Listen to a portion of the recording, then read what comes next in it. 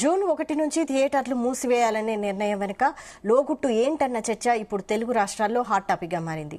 AP deputy CM Pawan Kalyan నటించిన హరిహర వీరమల్లు సినిమాను అడ్డుకోవడానికి చేస్తున్న కుట్రగా కొందరు భావిస్తున్నారు. తమ సినిమాల సమయంలో రాని అడ్డంకులు పవన్ సినిమా వచ్చేసరికి బయటపడడం వెనుక లింకు ఉందనే టాక్ నడుస్తోంది.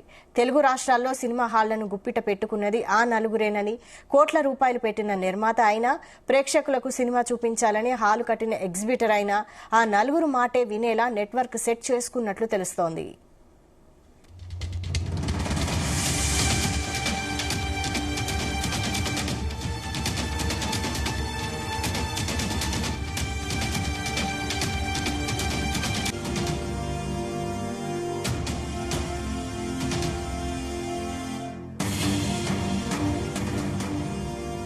జూన్ 12న హరిహర వీరమల్లు సినిమా విడుదల కాబోతోంది.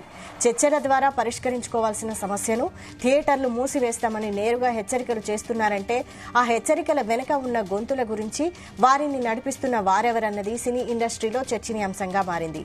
తెలుగు చిత్ర పరిశ్రమను తమ కనుసన్నల్లో నడిపించాలని చూస్తున్న వాళ్లే సినిమా హాళ్లకు తాళాలు వేస్తున్నారు.